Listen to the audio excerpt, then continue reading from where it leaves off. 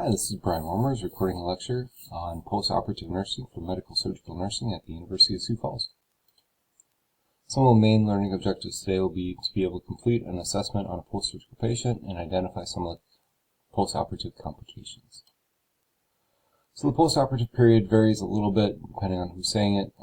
Usually, where I've commonly heard this is after the patient is out of surgery and moves into that PACU or recovery unit or ICU.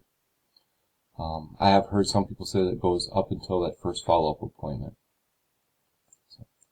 So I realize that there are some discrepancies between that, but it's that stage after surgery.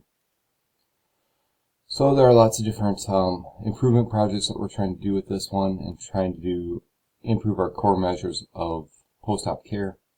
And so in the complications post-operatively, they're at risk for pneumonia, shock, cardiac arrest, respiratory arrest, TVTs, bleeding, and wound infection. So we're trying to minimize all of that and prevent it as much as possible. So after surgery, we really want to maintain that airway and watch for adequate gas exchange. They might have ET tubes, trachs, LMAs, oropharyngeal airways, or nasopharyngeal airways in place, and we need to protect those until they regain their ability to maintain their own airway. We're going to watch for all the respiratory stuff, so respiratory rate, rhythm, patterns, breath sounds, accessory muscle use, snoring and stridor, and intervene as possible to make sure that they're getting good oxygenation. Cardiovascular assessment, so of course good vital signs, so heart rate, blood pressure, etc., etc. Listening to heart sounds, looking at EKGs, monitoring that closely, looking at peripheral vascular, good cap refill, etc., etc. And make sure that they're got good perfusion. We want to have good IV access for medications and fluids, and we're going to keep in place any catheters or drains that the patient might have. Neurological system, so what's their functioning? Are they back to their baseline? This is where it's really important in the pre-op setting to document a very good baseline so that the nurses in PACU have an understanding of what is that patient's baseline. Additionally, when they've had some anesthesia, they could be at risk for falls, especially because of altered sensation, altered mentation. We do want to watch fluid and electrolyte status, so monitoring eyes and nose very carefully. What we're putting in, what they're having out of their body, with vomiting or urine or wound drainage, any of that stuff is important for us. We do want to monitor renal and urinary system, so looking for any renal retention. If they have a decrease urine of less than 30 mils per hour, that's pretty standard that we want to notify the provider of that one. GI system, so of course nausea and vomiting can occur with some of the medications that we give related to general anesthesia. Also be aware that peristalsis can occur, and so we don't want to give the patient an ileus, and so we are often waiting until those bowel sounds come back and that they're starting to pass gas before we feed them. If not, then we can lead that into a bowel obstruction. We don't want to do that. So if you're giving food into an intestinal tract that's not moving, that can cause big complications. Some of the treatments for nausea and vomiting would be Zofran, Antivert, Dramamine, Benadryl, scopolamine patches.